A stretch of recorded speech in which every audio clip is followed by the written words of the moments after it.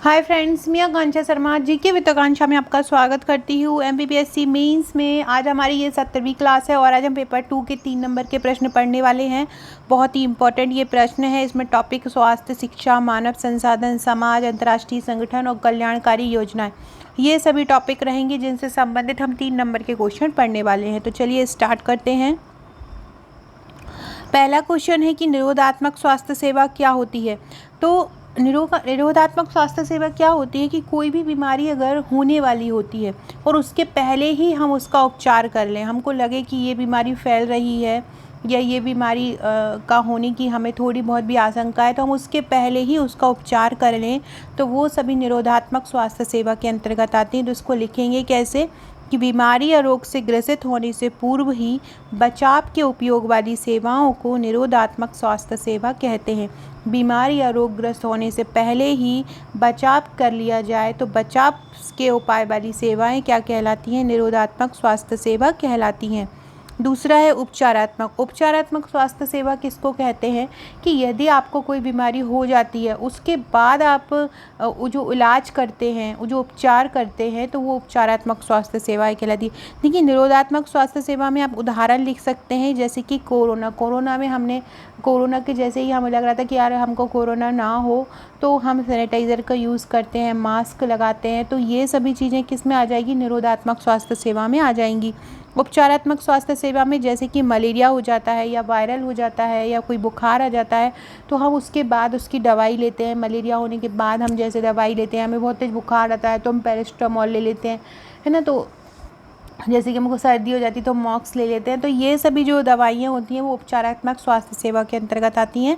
तो रोगग्रस्त हो जाने के बाद उपलब्ध करवाई जाने वाली सेवाएं उपचारात्मक स्वास्थ्य सेवाएं कहलाती हैं, जैसे कि डेंगू। सहयोगी चिकित्सक क्या होते हैं? तो स्वास्थ्य सेवाओं में उन प्रशिक्षित कर्मियों से जो सहायक चिकित्सा सेवाएं देते हैं सहयोगी चिकित्सक कहलाते हैं। क्या किनसे संबंधित हैं ये? स्वास्थ्य सेवाओं में ऐसे प्रशिक्षित कर्मी जो सहायक चिकित्सा सेवाएं देते हैं, जो सहायक चिकित्सा सेवाएं देते हैं, जो ये चिकित्सक की सहायता करते हैं, वो क्या कहलाते हैं? सहयोगी चिकित्सक कहलाते हैं। जैसे कि फिजियोथेरेपिस्ट होते हैं, नर्स होते हैं, तो ये सहयोगी चिकित्सक कहलाते हैं। अगला है आशा। तो आशा का फुल फॉर्म होता है एक्रीडेटेड सोशल हेल्थ एक्टिविस्ट। कि आशा का फुल फॉर्म होता है, ये मान्यता प्राप्त एक सामाजिक स्वास्थ्यकर्ता होती हैं। अगर एक कॉल लाइन जोड़ना चाहें तो लिख सकते हैं, विशेषकर ग्रामीण क्षेत्रों में ये कार्य करती हैं।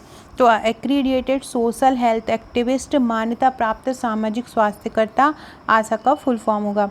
अगला है ऊषा। ऊषा का फुल फॉर्म क्या होता है? ऊषा का फुल फॉर्म होता है अर्बन सोशल हेल्थ एक्टिविस्ट। जैसे कि हमने आशा का बताया कि मेनली ग्रामीण क्षेत्रों में होती हैं, तो जो ऊषा होती हैं वो अर्बन मतलब शहरी क्षेत्रों में होती हैं। तो urban social health activist Usha का फुल फॉर्म रहेगा और ये शहरी स्वास्थ्य मिशन के तहत कार्य करती हैं। और आशा जो होती हैं वो ग्रामीण स्वास्थ्य मिशन के तहत काम करती हैं और प्रत्येक 200 से 500 घरों पर एक ऊषा कार्यकर्ता होती है। कितने पे होती है? प्रत्येक 200 से 500 घरों पर एक ऊषा कार्यकर्ता होती है। ऊषा का फुल फॉर्म क्या होता है? अर्बन सोशल हेल्थ एक्टिविस्ट होता है। शहरी स्वास्थ्य मिशन के तहत ये होती हैं। प्रत्येक 200 से 500 घरों पर एक कार्यकर्ता होती है। अगला होता है एएनएम। एएनएम का फुल फॉर्म क्या होता है? एएनएम का फुल फॉर्म होता है ऑक्सिलरी नर्स मिडवाइफ।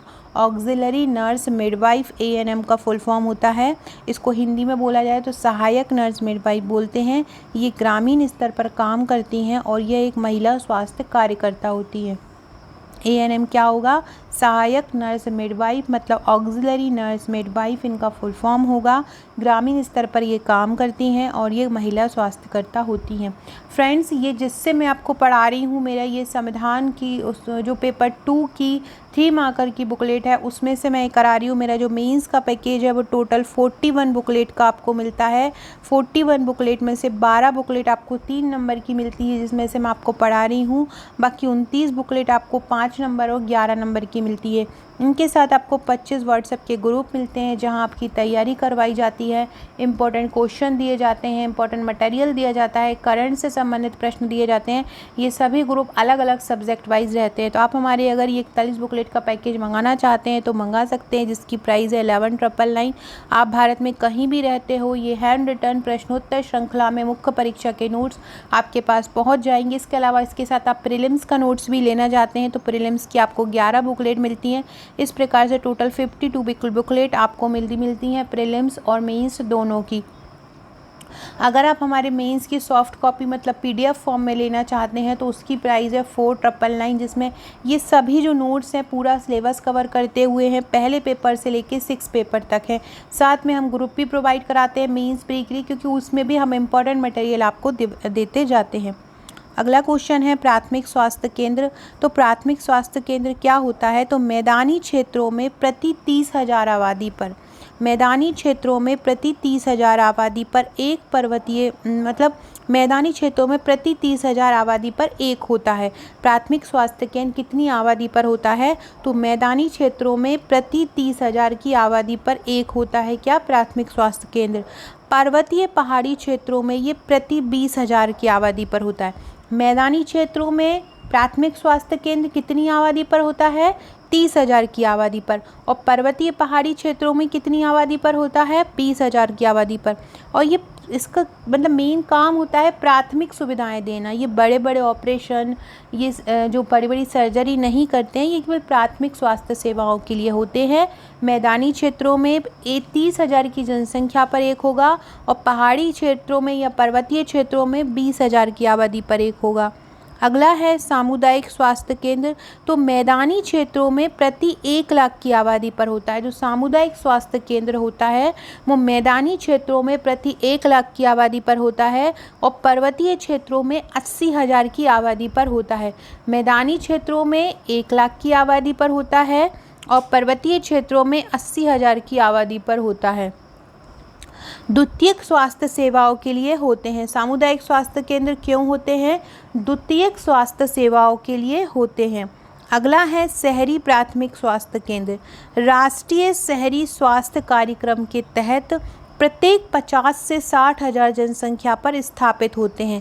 शहरी प्राथमिक स्वास्थ्य केंद्र क्या होते हैं? राष्ट्रीय शहरी स्वास्थ्य कार्यक्रम के तहत प्रत्येक 50 से 60,000 जनसंख्या पर ये स्थापित होते हैं। कुपोषण क्या होता है? पर्याप्त मात्रा में प्रोटीन, वसा, कार्बोहाइड्रेट एवं सूक्ष्म मात्रा में खनिज तत्वों की प्राप्ति ना होना।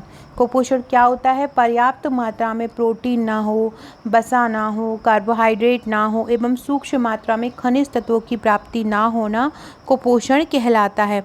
कुपोषण के क्या कारण हैं? कुपोषण के कारण 3 नंबर में आपसे पूछे तो सबसे पहला है गरीब व्यक्ति उच्च पोषक युक्त खाद्य पदार्थ नहीं ले सकता। अगर दुग्ध पोषक युक्त पदार्थ भी देखें जो दुग्ध से बने होते हैं, दूध से बने हुए होते हैं, घी, तो ये भी एक गरीब आदमी अफोर्ड नहीं कर सकता है, जो कि कुपोषण का एक मेन कारण होता है। यहीं से संबंधित है महंगाई। अगर महंगाई होगी तो ज़्यादा पोषण युक्त भोजन हम नहीं कर सकते हैं। इसके बाद असंतुलित आहार, ज़रूरत से ज़्यादा फैट को कंज्यूम करना, ज़रूरत से ज़्यादा कार्बो को कंज्यूम करना, ज़रूरत से ज़्यादा प्रोटीन को कंज्यूम करना, ये भी एक कुपोषण के लिए कारण होते हैं। क्योंकि कुपोषण का मतलब अकेले ये नहीं होता है कि आपने कम खाया या आपके पास कम पोषण है।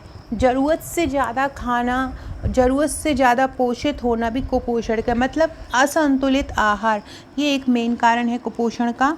उसके बाद है कुपोषण के प्रभाव क्या होते हैं? तो कुपोषण के प्रभाव में सबसे पहले जो शरीर होता है वो रोगग्रस्त हो जाता है। शारीरिक और मानसिक विकास धीमा हो जाता है, चिड़चिड़ापन होता है और वजन घटने लगता है। ये अल्प कुपोषण के निशान। इसमें आप ये भी लिख सकते हो वजन घटना और वजन बढ़ना, ये कुपोषण के प्रभाव होते हैं। पूरक पोषण क्या होता है कि सामान्य भोजन से यदि पूर्ति नहीं होती है, सामान्य भोजन से यदि पूर्ति नहीं होती है तो अतिरिक्त पोषक भोजन देना पूरक पोषण कहलाता है। सामान्य भोजन से अगर पूर्ति नहीं हो रही है तो एक्स्ट्रा हम खाना खिलाते हैं, एक्स्ट्रा दूसरे पोषक पदार्थ खिलाते हैं, जिसको बोलते हैं पूरक पोषण। प्रतिरक्षण क्या होता है? तो ऐसी प्रक्रिया जिसमें किसी व्यक्ति किसी संक्रामक बीमारी के प्रति प्रतिरोधक बन जाता है।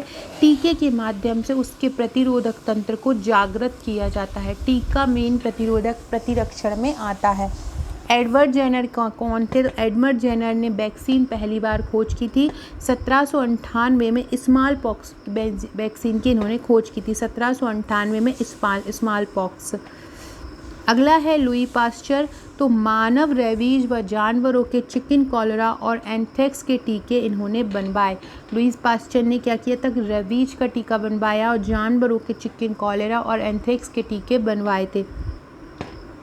अगला है सक्रिय प्रतिरक्षण। सक्रिय प्रतिरक्षण क्या होता है? तो वह प्रक्रिया जिसमें रोगों के जीवाणुओं के शरीर में कमज़ोर अवस्था में प्रवेश कराया जाता है। रोगों का जो जीवाणु होता है तो शरीर के कमज़ोर अवस्था में प्रवेश कराया जाता है। इससे एंटीबॉडी बना ली जाती है और शरीर उस रोग के जीवाणुओं से रक्षा करता है। उस जीवाणु को शरीर में पहुंचा दिया, अब वही अगर जीवाणु अटैक करता है शरीर पर तो वो उसके लिए एक एंटीबॉडी बना लेगा।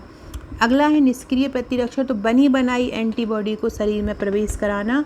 निष्क्रिय हम एंटीबॉडीज़ को सेवन करें तो बनी बनाई एंटीबॉडी को शरीर में प्रवेश कराना निष्क्रिय प्रतिरक्षण कहलाता है। कहीं कहीं पर कोरोना में ऐसा हुआ है।